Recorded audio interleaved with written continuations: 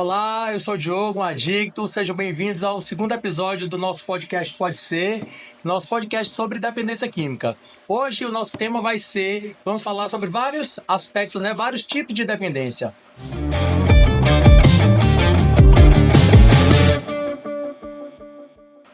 Vamos falar sobre depressão, vamos falar hoje sobre alcoolismo, vamos falar sobre os jogos online, que está muito aí em alta, que é a questão das bets, e também a parte da codependência, que é a parte da doença que se estende às famílias. Nós temos hoje o nosso companheiro aqui, Eduardo, a quem eu agradeço pela presença, Rominique, Rominique Bill, muito obrigado. E temos também a presença da nossa amiga aqui, Cleide, que é uma codependente, que vai trazer para vocês os aspectos também do adoecimento da família. E tem a mim, que sou o apresentador aqui de vocês. Meu nome é Diogo novamente. Sejam muito bem-vindos ao podcast Pode Ser. Então vamos lá, Eduardo. Vamos começar contigo falando sobre depressão, Como foi para ti? Como é que a tua depressão afetou aí a tua vida? Conta pra gente. Sou Eduardo, tenho 24 anos de idade. Tudo começou num relacionamento, Um período longo de relacionamento de 8 anos. Separamos, voltamos, certo. Tentamos de novo. Aí teve um momento que não deu mais no relacionamento. Daí comecei a ter crises de ansiedade. Depois do fim do relacionamento. Depois do fim do relacionamento. Crise de ansiedade. Até então a depressão já tinha me pegado e eu não tinha percebido. Por quê? Porque eu sou uma pessoa bem extrovertida, alegre, e comecei a mudar meus comportamentos. Começando a me isolar. Certo. Não sair mais do quarto. Sem saber que ali era um início de depressão. Sem saber. Claro. Pra mim ali só era uma momento passageiro ali, de um fim do relacionamento. Entendi. Certo?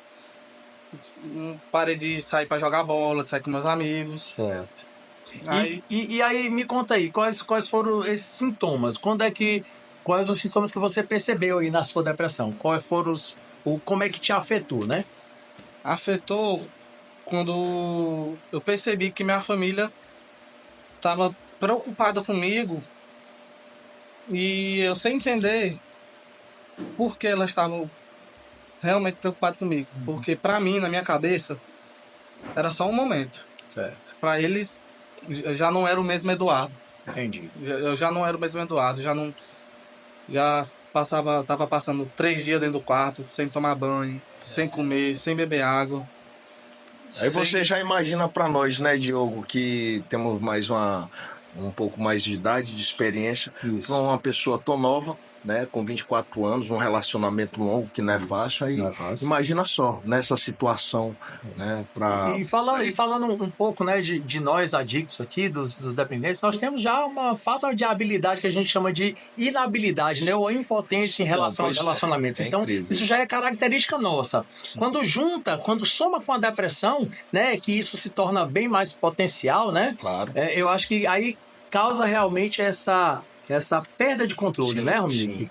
Sim, e eu acredito que a Cleide já vai conseguir também colocar pra gente uma parte dessa experiência, mas a depressão, ela realmente ela vem de forma silenciosa, Ela não escolhe. Esse alerta, que a gente deixa, e quando você vê, realmente a coisa tomou uma proporção muito grande, Você se isola e, como o próprio Eduardo está dizendo, você não percebe que está afetando aos outros ao seu redor, as pessoas que você ama. Então, eu queria te perguntar, Eduardo, que tipo de descontrole a tua depressão te causou? Quando teve o fim do relacionamento, entrei em depressão. Certo. Tentei forçado, entre aspas, pra ver se deixava meus pais felizes, despreocupados. Certo. Tentei me libertar um pouco daquilo, mas eu não consegui. Eu me recorri ao álcool. Certo. Comecei a beber diariamente. Foi um refúgio para mim. Um certo tempo funcionou, depois já virou um descontrole. Certo. E o interessante, Diogo, ele frisou, na fuga, desta depressão, desse isolamento, buscando uma felicidade que nós né, que trabalha com a questão da adicção, já passou por isso, tem aquela fuga da falsa ilusão do prazer momentâneo. É uma fuga. De né? tentar aliviar um pouco a dor, Justamente, né? né? Essa tentativa, mesmo de forma errada, né? A gente sabe que não vai aliviar, Sim, a gente sim. sabe que só vai causar mais dor pra gente, pra família, mas ali é uma tentativa de poder anestesiar todo aquele sentimento isso que a gente não tem habilidade, né? Pra poder lidar com ele, né? Na verdade, vem a fuga. Né? Exato. E eu gostaria que a Cleide pudesse discorrer um pouquinho assim, e o quanto que a família também se preocupa, né, Cleide? Sofre. O quanto que isso traz para a família a responsabilidade, né? Sim, com codependentes a gente tenta salvar o ente querido, achando que a gente é salvadora dele em todos os sentidos. Então, como não poderia ser diferente, a família dele, né, tratou de fazer o que ele poderia fazer por ele mesmo, mas que não estava com forças para isso. Então, a família tentou ser as pernas e os braços do Eduardo. E até mesmo sem saber como recorrer a isso, né? Porque muitas famílias elas não têm um direcionamento ou não têm alguma experiência em saber qual tipo de ajuda, né? Talvez ela ache que é qual o melhor caminho, né? Eles tentam o que for necessário, mas não sabem qual é o melhor caminho. É aquele ditado que fala, tá com medo, vai com medo mesmo. A gente é desse jeito, é dessa forma. Né? Então, Eduardo, deixa aí pra gente a tua mensagem de alerta para as famílias, como a gente já tinha falado, mas também para as pessoas que estão aí na juventude, que estão iniciando seus relacionamentos, para que eles possam estar alertas e sempre procurando conversar sobre isso, que eu acho que o importante é conversar sobre, né? A gente poder ter abertura com a família, com as pessoas que são que nos amam, para que a gente possa falar dos sentimentos. Então, o alerta que eu dou é: tenham cuidado, observem qualquer comportamento diferente que seu ente querido ou qualquer pessoa estiver diferente, pergunte se ela está bem, pergunte como ela está, sempre, porque no meu estado depressivo, eu queria muito que as pessoas me perguntassem como é que eu estava, e realmente elas perguntavam, mas a pessoa no estado depressivo não quer, né? Você não tinha motivação, Não tinha motivação.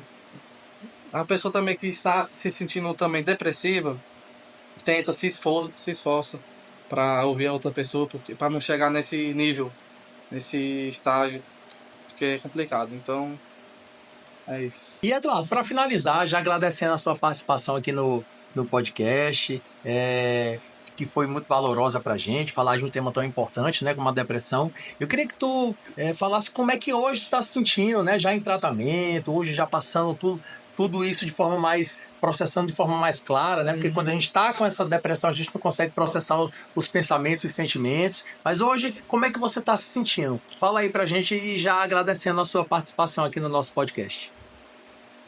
Graças a Renascer, eu tô me sentindo bem melhor. Não tô me sentindo aquela mesma pessoa, tô outra pessoa. Nossa. Tô voltando a ser, já voltei a ser o Eduardo de antes, aquele Eduardo brincalhão, alegria, né? A alegria. Certo que tem aqueles sentimentos ainda, né? Lógico. Mas a Renascer tá me dando a oportunidade com os profissionais habilidosos, sabe lidar com a situação, né? E eu quero agradecer pelo partilhamento aqui e aprender junto com vocês aqui pela participação. Valeu, Eduardo. Muito obrigado. Não. De novo. Vai. Tomada 3. Vai corta. Beleza. Tô com vontade de chorar agora. Calma. Chora. É bom. Então vamos lá, vamos para a nossa segunda parte aqui do nosso podcast Pode Ser, nosso podcast sobre dependência química. Lembrando que o tema de hoje são os vários tipos de dependência, né? Vamos falar aí sobre depressão, sobre alcoolismo. O meu amigo Rominique Bio, quem eu agradeço pela presença, agradeço aí por ter aceitado o nosso convite, dizer que é uma honra para a gente poder falar com alguém que tem realmente know-how, que tem... Rominique, cara, eu queria saber como é que tu chegou a como é que isso veio na tua vida. Obviamente que você vem de uma história de vida. Eu queria que tu contasse um pouco pra gente e que tu entrasse um pouco aí, né, dentro de cada tema desse nosso, que tu abordasse aí como foi trabalhar com pessoas com esse tipo de situação, né, seja da depressão, seja do alcoolismo. Falar um pouquinho pra gente aí de cada aspecto desse. Legal, tema. né? Primeiramente agradecer, né, a importância que está sendo colocado em pauta, né? Me chamo Rominique, né? Hoje eu também sou um adicto, né? Não deixa de ser um adicto qualquer pessoa que use qualquer substância que altere o seu humor. Exato. Né? na fala do nosso companheiro sobre a questão da depressão, hoje isso está super normal, né? Hoje, em 10 famílias, vamos se dizer que 6 a 7 tem alguém que sofre depressão dentro da família. Várias famílias. E é algo que é muito sério, né? O importante é que ele, como ele mesmo frisou a priori das suas falas, né, que hoje ele tem uma equipe, né? Isso também é importante, não só para ele, mas para a família, né? Que vem acompanhando o seu processo diário, né? Acompanhamento de psicólogos, psiquiatras, né? Ajuda de medicações para ele estar sempre com o seu humor, né, estabilizado, né? Ajuda de terapeutas, isso é importante. E no meio de pessoas que também têm o mesmo problema, né? Então, assim, isso é muito importante, né? Muitas famílias não sabem como recorrer a isso, né? Mas hoje, o que é que eu posso dizer? Hoje a internet ela está muito aberta, acessível para informações, né? Então a família tendo essa oportunidade de buscar ajuda, né? Assim, no início de qualquer... O exemplo dele, no início de qualquer alarme, qualquer suspeita em comportamentos, né? Então isso é importante, pedir ajuda, né? E o que ele está fazendo é muito importante, né?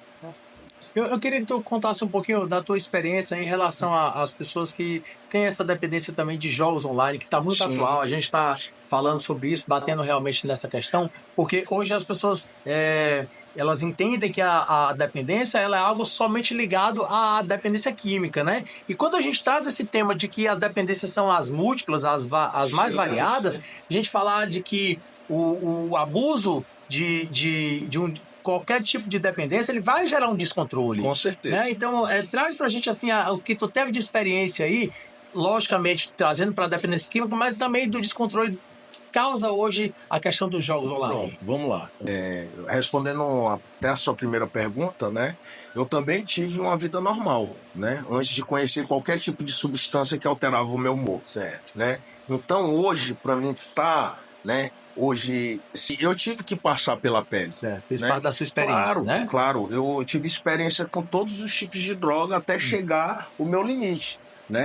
Toda dependente, que seja ele de álcool, seja dependente de droga, sexo, né? Tem aquela questão de alimentação, ela se torna ao mesmo tempo compulsiva, ela vai aumentando a compulsão.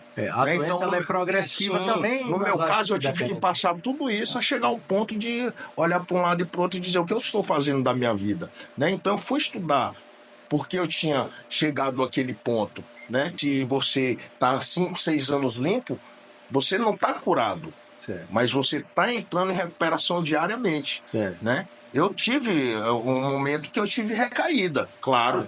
Né? Todo adicto ele não está curado, mas ele tem que estar se vigiando diariamente. A recaída ela vai fazer parte da doença, Sim. Né? Então, assim, a experiência ela vem vivendo só por hoje, né? Todos nós que temos esse problema com adicção, é bem legal porque a gente tem uma coisa nossa, vivemos o só hoje. Isso. Né? Se preocupar com o hoje, né? Claro, tem metas, né? mas então, o importante é viver sem ansiedade. Claro, né? Enquanto tem, né, um grupo que trabalha com isso, com a dependência química, com iguais, né, fica mais fácil você se encontrar, se identificar com a outra história e ver que tudo é parecido. Sim. Né? O outro acaba fazendo por você o que você não pode fazer, vendo de fora, né? Então a questão de droga, de álcool e de jogos, eu vou dar um exemplo, né? Eu trabalhei muito tempo com dependência química, né? E pessoas que estavam em recuperação, estavam limpos, na verdade, né? Eles sem uso de droga, sem uso de droga. Eles tiveram uma troca. Né? Então aquela troca foram para o jogo. Né? Eu tive vários amigos, inclusive amigos quando eu estava na ativa, né? Que eu estava praticamente morando com alguns amigos, que eu saí de casa, fui morar com amigos porque eu não tinha vergonha de estar vivendo aquela vida. Então eu tive amigos que trabalhavam e perdi o salário todinho em jogos, naquela máquina de caçanha. Ou seja, sem a droga, mas com o mesmo descontrole, né? E depois que eu, né, fui buscar uma ajuda, né, eu trabalhando já com a dependência química, eu tive amigos, funcionários do meu lado, que passavam o dia ali com jogos, perdendo seu salário, né? Então, assim, eles estavam limpos na questão da química. A busca do prazer continuava, mas né? Continuava. Transferir Era uma outro tipo de justamente, vício. porque eu te digo A assim... doença da compulsão, ela vem bem pra cá. Né? Claro. Sistema de recompensa, né? Então, assim, se você perceber, em muitos dependentes químicos que buscam tratamento em clínicas de reabilitações, muitos trocam, né? Aquela troca da dependência química, da droga de preferência do álcool por compulsão alimentar, se tornar uma compulsão alimentar. Ele vai buscar uma medicação que vai deixar ele mais tranquilo, né? Então tem que ter essa ajuda dos profissionais, né? Dos terapeutas, do psiquiatra, do psicólogo, para incluir. Tem aquela, tipo, a chave enquanto entra no ferrolho que abre. Então é isso, sabe? E eu acredito que essa falta de, falando de mim, né, da minha experiência, essa falta de equilíbrio sempre foi presente em alguma área da minha vida. Quando eu tava com alguma área ou financeira ou emocional equilibrada, a outra desequilibrava, que era da alimentação ou da compulsão ou da obsessão. Então, assim, sempre você tá com um desequilíbrio em alguma área, né? O adicto ele tem que sempre estar buscando esse equilíbrio, né? Então, aquele alerta que fica para qualquer tipo de família é estar percebendo o comportamento do seu ente querido. Seja ele o filho, o irmão, o esposo. E você também que está buscando, né, querer entender mais sobre isso, entre nas suas redes sociais, né, busquem informações, busquem entender qual é o problema que hoje está no laço da sua família, entendeu? E aí temos também a Clínica Renascer, que você pode estar entrando em contato, né, buscando nas redes sociais, e estar se informando com os profissionais, né? E aí sim você vai ter sabe, quando você começar, Diogo, a subir os degraus, e aí, quem sabe, você começar a voltar a ter a identidade própria, como eu tive, o amor próprio, sabe? E você ser feliz, né? Antes mesmo daquela perca de controle dos limites. Pronto, muito obrigado mais uma vez, Alminique, eu fico muito grato aí. Novamente agradecer, né, a participação de todos, quanto foi importante esse bate-papo, né? Eu queria agradecer a vocês que estão aí em casa assistindo, novamente fazer esse alerta, procurem se informar, qualquer coisa, procurem a Clínica Renascer, que aqui nós estamos para poder dar esse suporte, né, às famílias. E queria finalizar trazendo esse tema tão importante e tão pouco falado, né, que é a codependência, que é a dependência que causamos, nós adictos, nós dependentes, causamos aos nossos familiares. Né? O quanto isso é importante, o quanto é valoroso estar aqui hoje com uma codependente especialista no assunto, que é a nossa amiga Clédia, que eu agradeço aqui a presença. E queria já colocar aí para ti já esse bate-bola de que você contasse da sua vivência, de como foi para ti ter, né, um familiar que é dependente químico, trazer a tua realidade pra gente. Conta um pouco da tua história, Cleide. Olá a todos, agradeço desde já o convite para estar aqui no podcast. Nós aqui agradecemos. Nós vamos estar falando, né, sobre a importância do familiar no tratamento do dependente químico. E como a gente conhece essa palavra codependente, né? Para mim eu não conhecia, fazia parte do meu vocabulário.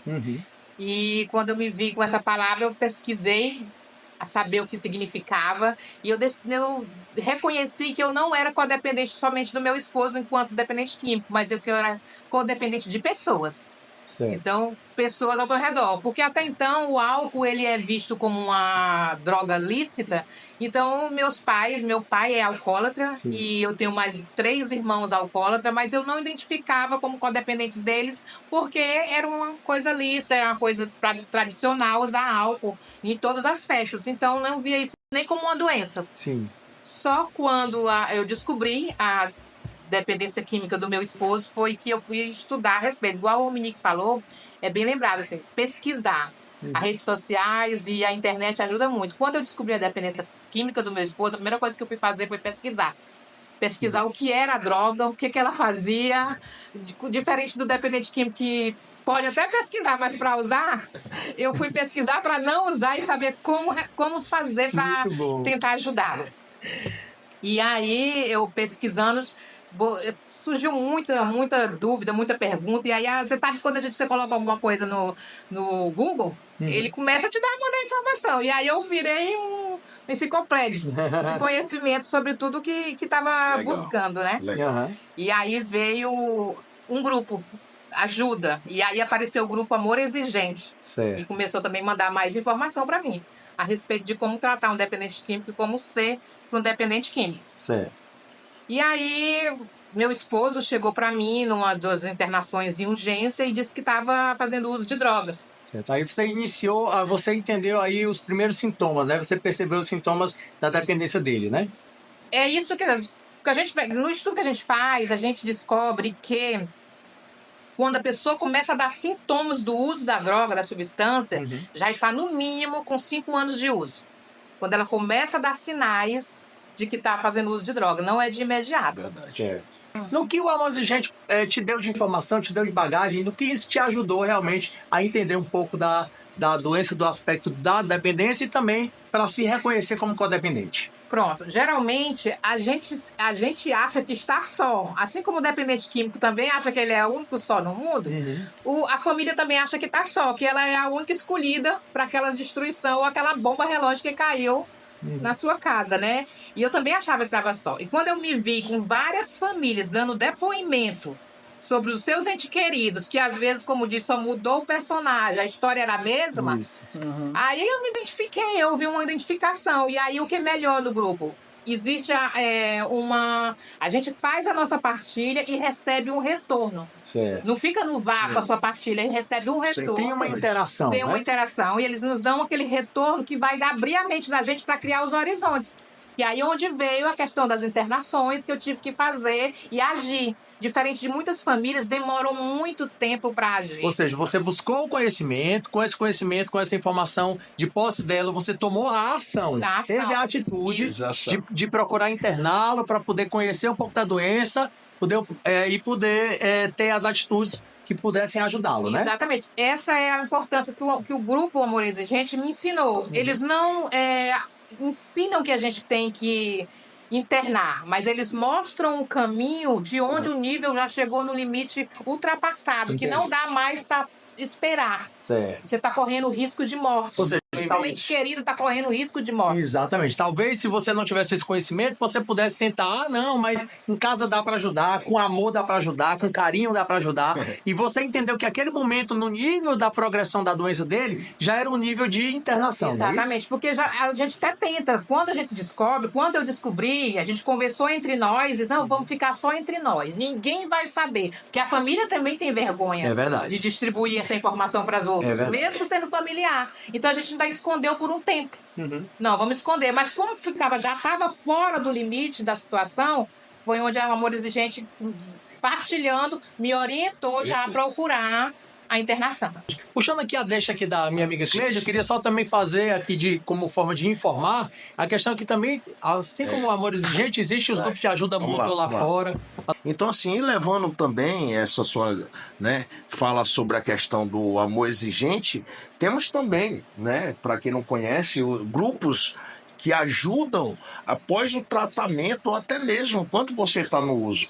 Tem um grupo de narcóticos anônimos, é só você estar pesquisando, você vai encontrar facilmente em toda a sua cidade, onde você esteja, tem os alcoólicos anônimos, então assim, é como eu estou falando, hoje a internet, as redes sociais, ela vai te ajudar, só basta você encontrar essas ferramentas, assim como ela encontrou as ferramentas no Amor Exigente para tomar o primeiro passo para estar levando o seu esposo, que quem quer perder um ente querido, quem quer perder um filho, quem quer perder um relacionamento, ninguém, Diogo? É isso aí, então, a gente tem que buscar informação é o primeiro passo e entender um pouco do processo, um pouco da doença, para poder tomar as atitudes corretas para aquela situação. Então, Cleide, diz aí pra gente, como é que essa codependência afetou aí na tua vida? Que forma ela afetou?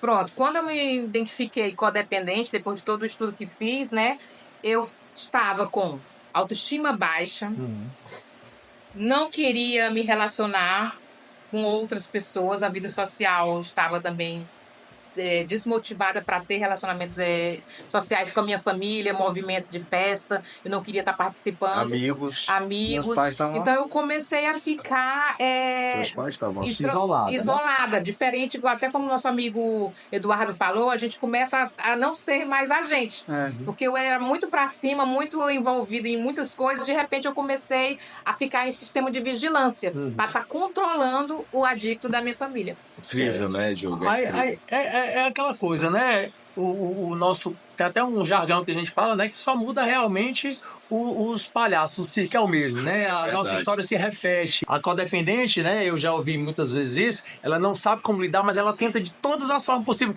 Eu já ouvi, inclusive, uma partilha de uma codependente, que eu acho muito louvável a gente falar aqui, se aquela codependente pudesse estancar o sofrimento da outra pessoa e trazer para ela faria, né? Então, em todas as possibilidades, ela teria essa como é que eu posso dizer? Ela deixaria de salvar si para salvar o outro. Tanto que ela também adoece, né? Porque a doença da codependência é exatamente isso. Nós achamos que nós somos salvadores do outro. Agora, Isso é muito importante ouvir, porque agora eu já tenho uma base do que meus pais estavam sentindo. E o bom você estar participando, né, Diogo? Você falou pela segunda vez e está pela segunda vez criando mais ferramentas, tendo mais exemplos para você ficar sempre firme e forte. Rapaz novo, né, 24 anos, tem tudo pela frente. E só pedindo aqui para finalizar, Cleide, que você deixasse aí esse alerta. Qual é essa mensagem de alerta você deixaria para as famílias? Pronto.